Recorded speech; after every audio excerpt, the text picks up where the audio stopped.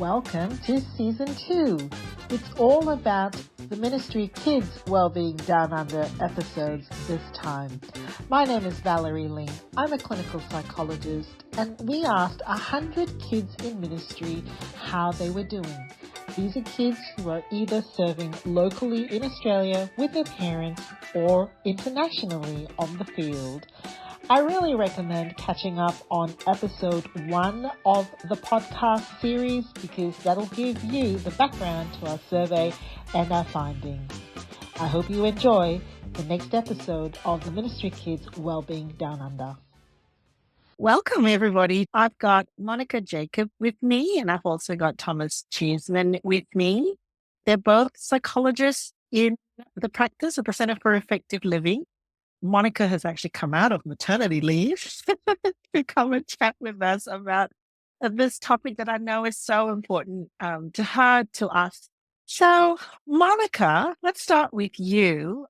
This was really your maternity gift to us.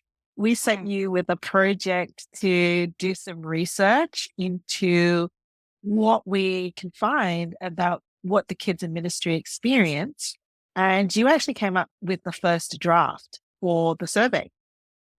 I wonder for you, what was motivating for you to be a part of this project?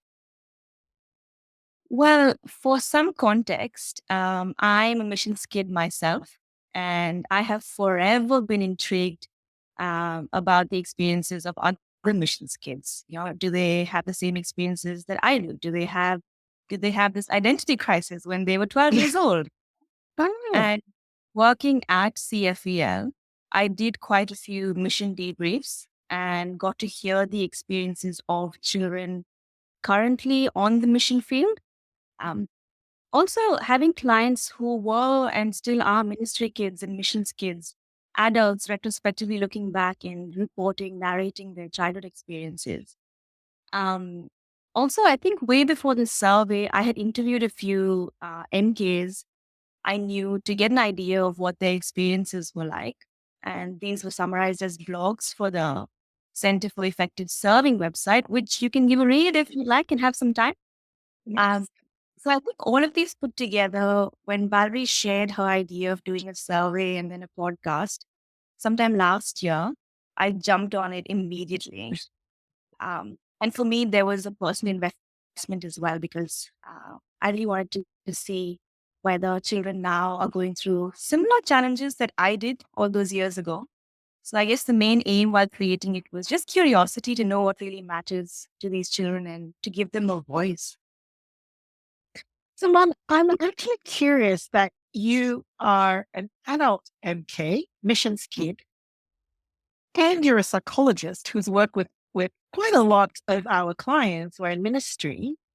And there was still something personal in this for you to go, do other people experience what I've experienced? You know, it strikes me really interesting that we can have this professional knowledge, like we can know that, yes, these things happen, but there's still something personal for us to try to figure out. Yeah, absolutely. Because when I hear or when I've heard many of these children speak, it's like I could see myself. I still remember this mission debrief I did where this, I think this 14, 15-year-old girl said, I don't feel like I belong anywhere. I'm too Australian for whatever country they were based in, Japan, for example. And I'm too Japanese for Australia, right? And I felt that very, very deeply because that's exactly what I felt at that age. So I feel like when I spoke to these children, when I was reading all these research studies, going through them, I felt like I was looking in the mirror, and I don't know how better to describe that. Yeah. So it Yeah. wasn't just facts and data and statistics, but it was legitimate experiences of individual human beings. Yeah. Yeah. Now, I remember at one point, just before you went on mat leave, you and I were sitting down about the ethics of asking young children about what they're thinking or feeling. And I think at one point I said to you, Mon, we might just have to keep the survey for the older kids. And you just went, no, no, We asked the little kid. Why is that? Why were you keen for us to get down to the little kid? Because they're important too. Um, because there isn't a lot out there. I think when I started the literature review, I went in with this illusion that there's this massive body of research and literature that's out there that's explored children and young adults and the entire age range. But there isn't a lot of material out there. There isn't enough out there. So when we had the discussion, I think I felt a bit deflated because, like, no, we need to add to what's not there, right? And again, personally speaking, that age, you haven't fully comprehended what your parents are doing, but you still know what's happening. You understand, but you don't. So it's that very fine balance between I know I'm different, but I don't know what's different about me. That's so interesting. Now, Thomas, I set you and two others in the practice with the happy job of wading through what we call the qualitative data. That is all the comments that the kids made, right? Because we actually had a number of what we call open-ended questions where the kids would just type their answers in. And we set three of you up to go through all of that. So I'd say that you probably are one of the few people that have an intimate knowledge of what these kids have said. Yes. What really stood out for you? Yeah. What really stood out for you, Thomas? It was a real joy to see the diversity in the answers that came from these kids. And I think building on what Monica said, didn't matter what age they came from, they all had different kind of thoughts and perspectives because they're all different people living quite different lives, but within this kind of category of mission or ministry kids. What stood out to me is, and if you've seen the results from the survey, that these kids do feel different from their peers. I think it was 60 something percent was the official data. And a lot of the answers that kids typed out also reflected these differences of having different weekends and spending their time differently and knowing that their parents are doing something that's substantially different in their work and in how their work works compared to their friends. And so even though as the data, it wasn't like all of the children were super bothered by this difference, there was a real knowledge that they were different amongst the majority of the kids. Yeah. One of the things that stood out for me is, I would have assumed that ministry and mission, so, ministry being kids in Australia in parish ministry or in parachurch ministry in Australia, and the kids who are in the field, Australian kids living on the field, I thought that we would, be able to tell them apart at first glance. But what came through for me is that there is an awful lot of similarity in what they experienced, actually. What do you think, Thomas?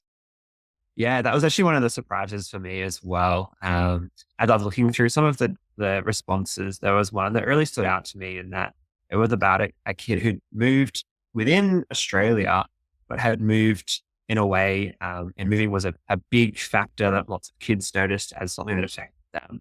But they noted in their written down answer that they'd moved from somewhere near the beach where they spent a lot of time outside and engaging with people and doing activities. And that was the culture of the environment. And then they'd moved somewhere else where there wasn't that outdoor culture. There wasn't that, there wasn't the beach, which they loved and they were used to living near. And it had thrown their cultural environment, and what they did with their free time was now different.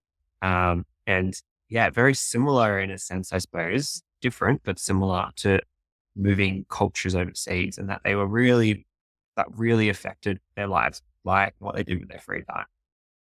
Yeah, I would say that probably in the early days of doing missions debrief. So Monica mentioned that mission debrief in Center for Effective Living essentially means that when returning field members to Australia come, we do a wellbeing screen just to check in on them. One of the things that I discovered very early on in the work was that Australians don't realize how much we are connected to the environment until we go overseas. And all of our coping, our sense of beauty, our sense of well-being can sometimes be really connected to environment. So, if you've grown up close to the northern beaches and then, you move to Africa, that's two really stark environments. And for adults having to calibrate that. But I'm with you, Thomas. That one really stood out to me as well, that I often don't think about the kids. Like you think about kids going on mission like overseas, Yeah. but just even within Australia, we have such diverse landscapes, such diverse geography, and that without that sort of awareness of preparation for kids, it can actually impact them as well. Yeah. And I think really saw that throughout that person's response, but throughout other responses as well of moving, and you uproot not just your friendship groups, which I think the obvious thing that we think of when we think of that moving Mm. kids within Sydney or within Australia or within New South Wales we think about friends, and of course that's significant, but there were those other elements that came out as well of lifestyle and just not being connected to the places we're used to being connected to, which can create a real impact on identity. Yeah. So, Monica, I know one of the things that you dug up from the literature was grief and loss issues for kids, right? And like you said, quite a lot of what we know about those grief and loss issues come from adult ministry kids reflecting back. Here we had an interesting insight to, roughly 10 to 14 was kind of where the hump of our stats were. Most kids were 10 to 14 in their own ways expressing what that meant. I just wanted to come back to something you said where 12-year-old you is kind of looking in the mirror now and going, oh, if you could think about when you were that age, 10 to 14, you said you have an awareness of what your parents are doing, but you don't really. Well, what are these kids likely experiencing? They're saying, ministry seems great, but. Yeah. And also to add to what you just said about loss, it's almost this sense of disenfranchised. It's an experience that is quite ambiguous to a 12-year-old, right? Making it quite so difficult, confusing, or even unacceptable to mourn. Yes, you've moved from one city to another. You moved, and that's what's the big deal there, right? But I, as a 12-year-old, have lost my friendships. I've lost my home. Anything that's familiar. The pavement outside looks different. Existential loss, like who am I? Where am I from? Am I from the northern beaches, or am I from where else? Right? Where do I belong? I lost everything that I knew for the past 2 years. So I think for 12-year-old me, it's the sense of I know something has changed, but I don't know how to express my feelings about that change because I don't have that environment around me that facilitates these conversations, right? Yeah, I love that reflection. So, Thomas, I know you've done a lot of work with kids. That age group, it's true, isn't it? What Monica says, I know something's not quite right, but I don't actually know how to say it. It's not uncommon, but yet they said lots. Yeah. And I think that's the thing that I really appreciated going through all of the responses was that they had so much to say. And even if they didn't know exactly what the problem was or exactly what the results was, there was these themes that came through which were great to see. And you could really see that this is something that was affecting them, and they were probably in the midst of figuring out what I'm with you. And I imagine that we probably started some conversations with these kids. They haven't completed yet, or they completed after they filled out the survey, where they probably went to their parents, hey, I just realized that these things are not the same as my friends. I need to figure out what that means. I think we'll probably see that happening. I love that reflection, Thomas, because I had such an affection for the data because on the one hand, you had these scores that were suggesting, they're relatively okay. But then the comments was where all like, and I think it's what you're saying, it's this emergent realization, sort of when you're 7 to 9, the world is about school, parents, what you do at home, and that's about it. But kind of as you're moving into 10, 12, 11, sort of 14, 15, some of the identity stuff comes up as well, isn't it? You're starting to notice when you're feeling different. So I was curious, like one of the things that I thought it was just me talking to ministry kids, right? Like my own kids, was that how do you explain what your parents do? That was interestingly quite a common thing that came up, I thought, with the kids open, like the comments that they made. Did you think, Thomas? Yeah, yeah, they kind of had this idea, and I think there was sometimes a fear of perception. Um, Yeah. what do mum and dad do? Oh, well, they talk to people about religion for their job. It's not the same as the generic answers that go around the room at school. I assume, and so I think there was a fear there, and sometimes an unsureness. What do I say? How do I summarize this? And, I've just come into a new environment, just moved perhaps. Why have you moved? Imme- Immediately that question Yeah. there of why are you doing this thing that isn't that common of an experience of moving Yeah. schools or Yeah. Yeah. Yeah. Um, one thing that, or another thing that was common between the two groups was this feeling that they held to a higher standard somehow. Because one thing that I reflected, I remember pushing the shopping trolley in the supermarket and just exploding on my husband. Oh my gosh. Here's another thing they all have in common. They all belong to a faith community, right? No matter where you are, whether you're serving on the field or you're serving locally, you got to go to some kind of faith community, some kind of church or some kind of gathering. So there's another thing they have in common, which is the sense that they've got either held to higher expectations or they've got to look good or have all the correct answers. Um, do you think, Monica, that would be fair? Like, it doesn't matter if you're in a local ministry context or you're overseas, maybe kids worrying about these things. I think so, because if you're overseas, you're different. You're so different. And especially that age of say 11 to 15, 16, you already feel like there's a spotlight on you. The spotlight effect already exists. And then there's this additional spotlight of being a ministry kid or a missions kid. And it can get quite glaring at times, right? So that sense of being held to a higher standard. Oh, you're so and so's daughter, right? I didn't really expect to have a temper tantrum in the middle of right the shops, right? So I think I'm just reflecting as you're talking about it. I'm reflecting on what it was like for me at that age when I'm with my peers. Everyone knows that I am this missionary's daughter, and maybe I felt this pressure to know it all, to have all the answers to at the Bible quiz, right? Yeah. Things like that, where there was this undue pressure put on me, or this feeling of being scrutinized, being watched. It can be quite burdensome.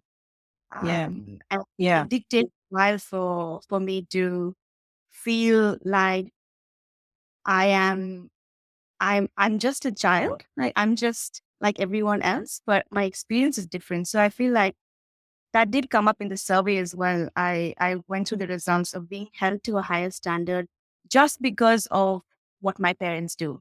Right. And I think the stats, so I ran like a whole bunch of stats to see what the differences between the two groups were.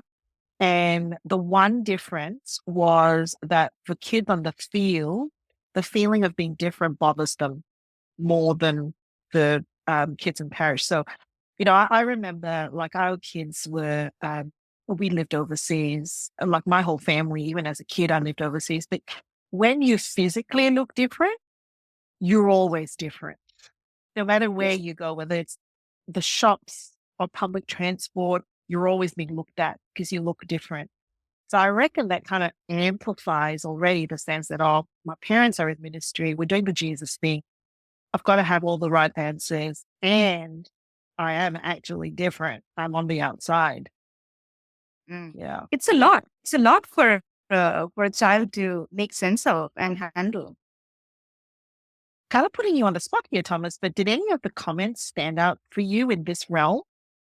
Like when you think about any ones that really stood out for you? in terms of Feeling different, yeah, or being feeling held to a different. higher standard? There was a comment, and it was quite a reflective comment. I really appreciated it. That said that ministry kids sometimes get a lot of burden, which can be hard to handle. And they reflected that they feel like they've grown and matured as a result of that. And that's fantastic. And I think that is something that we saw a bit of a trend of as well. Some of the responses that kids have seen, the growth, the personal growth related to that. But I don't think that's something that they necessarily always notice in the moment. And so it's important to, I think, to separate. It is a burden. It is hard to handle, and that's something that's worth addressing, caring about now, alongside hopefully the growth that comes along from that long term. That there's this burden that they feel at the time, and this something that is hard to handle for them. And yeah, definitely that theme of being held to a high standards, and people seeing that they're expected to do things at church that that other kids aren't expected to do, or expected to do them consistently in a way that other kids aren't expected. And I think it's interesting that if you think about the average age there, right? You're going to go to school and say, "Oh, I'm really growing in my faith. All of this serving that I'm doing at church and not being able to go to parties and not being able to go to games. Oh man, I'm really growing in my Christian character." Like you just can't go to school and say that. You know, never understand that, right? Like, so I think that's an interesting thing, which brings me to my next interesting point. I think when I put it all into the stats pot to see, like, what would be the biggest predictor of well-being, it was parenting. It was either time with parents or feeling like they were connected to parents. That became like a major, major thing. Although I do have to say, I mean, we didn't go asking like, what's your relationship with your grandparents or with your teachers or with your friends, but just from the things that we asked, that time and that relationship with parents seems to really stand out. I'm just open to the both of you.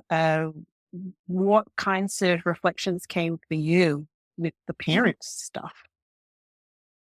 I think it's not surprising here, just a confirmation of what we've observed anecdotally in practice as well.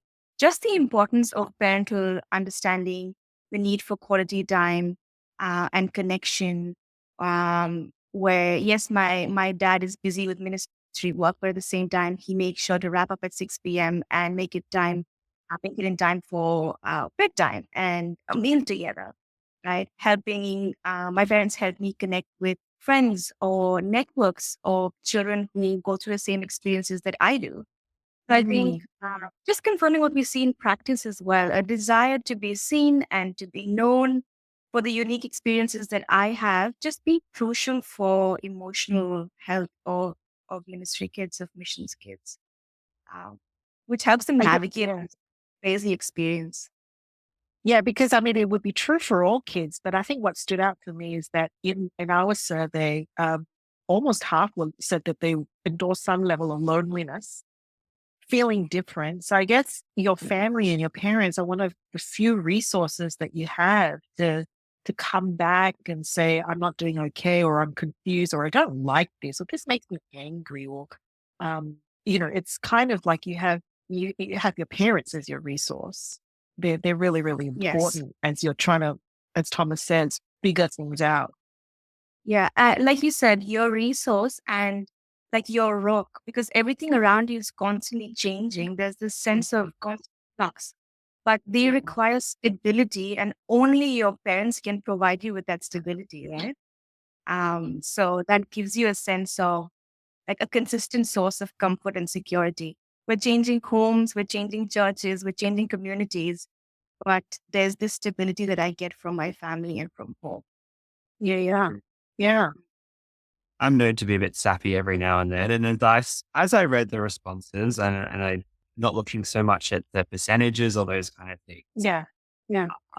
you saw the really genuine pleas from some of these kids that they wish that mom, dad both were less busy so that they could hang out with them more, so they could have more family time. And there's not always a direct, well, what do we do with this from that? But I was looking at those things and I was going, oh, that's a really genuine plea from someone who wishes they had that time with their parents. And, work is busy and ministry life can be busy and lots of different work lives can be busy. Yeah. But that's Yeah. obviously an important resource, as we mentioned, but also just something that these kids are valuing and they've been taught to value, which is fantastic. And thinking in families, but also as communities of people, faith community or that church community or wherever they're set. How can we support that time to happen despite Yeah. Yeah. the need for Yeah. the work to be done or the demand for other things to happen? It really did come across as a genuine, consistent plea. And it was not for big things. It was, can we kick the ball? Can we just do something together? Can we hang out? Can you play? Can we just chill and laugh? It's really doable thing. And like you said, Thomas, I think one of the things that I noticed consistently, like when you read the comments line after line after line, it is, sort of, we ask the right, what is one thing that would make ministry kids happy? Or, what is it that things like less meetings Yeah. came up. Yes. Things like, if my parents could be at home more. I think there was even one child that said, if my parents could do the parenting thing, Yeah. it was quite consistent, wasn't it? So I'm going to wrap up now by asking both of you 3 questions, because really we're doing this podcast as a way to give back, I suppose, to the faith community, to Christians, to churches, but also to the kids themselves. What's one thing you would want to say to the parent of these kids, of ministry kids? What's one thing you want them to walk away with? Might start with you, Mon. Yeah, sure. I'd say, like I mentioned earlier, they require stability from you as parents amidst changing environments. I think fostering that sense of stability in in your family unit and community relationships is important. And to be honest, your children just need you to be their safe space, to be heard when their family is explicitly serving Jesus, giving them opportunities to talk, cry, vent, doubt, fear, and just be transparent. And also unplug time. I laughed when you said less meetings because I remember my entire childhood was just meetings. So I need creating an environment that supports your child's personal needs, social needs, giving them opportunities to relax and enjoy their childhood while navigating the complexities of being a missions kid and ministry kid, I think. So stability, unplugged time, and just being their safe space. As simple as that sounds, I think it's very. Thomas? Yeah, I think it's a lot of the same message. I think the reality that I've noticed as I've been doing this is, and looking at the data, that you as the parents have made a choice to do ministry or to go on mission, whereas largely these kids haven't, or they haven't been the ones driving that choice. And so I think it's important to just consider having a space or letting your children to share their current concerns. What's it like being a mission kid at the moment? What's it like being a kid in ministry at the moment? What's it like in church at the moment? Being a bit different from your peers. And even if that's not something to sit on or it doesn't need to necessarily change the decisions that get made, making sure that the kids feel heard and they feel safe to share those concerns as they come up, and as it seems that they will, based on the data over the years and years and years potentially of being in those situations. Yeah. So, and Monica, if we could give one piece of encouragement or a message to the faith community, so they could be churches or they could be mission agencies, what's one thing you would like them to know from the work that we've done? It's our job to provide and be a protective cushion to these children. And I think awareness, a survey like this, a podcast like this, awareness just for the faith community, for members of the church to know what these children are actually going through, creating inclusive programs that address their needs, acknowledging their contributions and helping them feel heard. And I think also setting realistic expectations for these children, not holding them to a higher standard because of their parents' roles is important. and providing them resources. I think in the survey we saw the importance of how a supportive community can buffer so much of that stress. So just being that buffer and cushion, and continuing to have these conversations, and not stopping by saying, "Okay, here's a book that you can read." Yeah, for it to be on an ongoing Yes. conversation. Yeah. Thomas? Yeah, I think it's the thing that stood out to me is, and something that's noted both as a difficulty and then as a resource when it was there, is viewing these kids as people, not just as part of their parents' families. They have their own maturing and growing to do at their age, both in their personality and their identity and in their faith. They are not their finished product at 12. Even if they seem like they're holding it all together, or they look like they're the perfect PK or MK, Yeah. they have their own maturing to do, and give them the space to Yeah. make, make some mistakes or do some things you don't think would be the best thing for them to do, but supporting them through that journey to figure out who they are themselves. Finally, we might have some ministry and mission kids listening to this podcast with their parents or even listening to it themselves. What's one thing you would want to leave them with, Mon? Well, you are doing an incredible job navigating this seemingly crazy role, but it's okay to ask for what you need to feel happy and supported. At the same time, it's okay to feel tired and overwhelmed. It's normal to want more time with your family. It's normal to feel the strain of moving frequently. And as cliche as it is, your feelings do matter.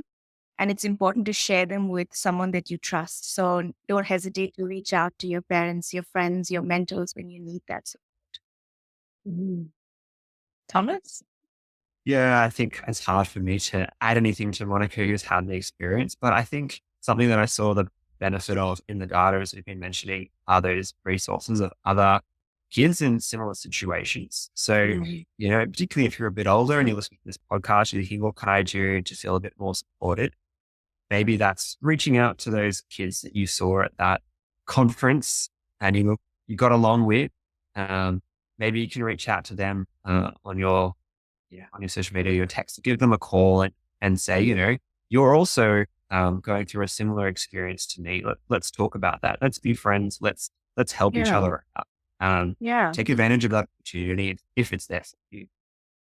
Yeah, I actually really think that's important to say, because sometimes when we are in ministry, parents, we can really push kids to make friends with the people in our church, like really push. But there's a lot of value I've seen even in adult ministry friendships when we actually make time to make friends with people who are in ministry, who are in the same context. And so I think you're right, for children, to be given the permission to say, yeah, it's okay to go and want to talk to someone else who's also in a ministry or missions kid, and maybe even thinking about making some of those camp and conference lists available so that kids can connect with one another.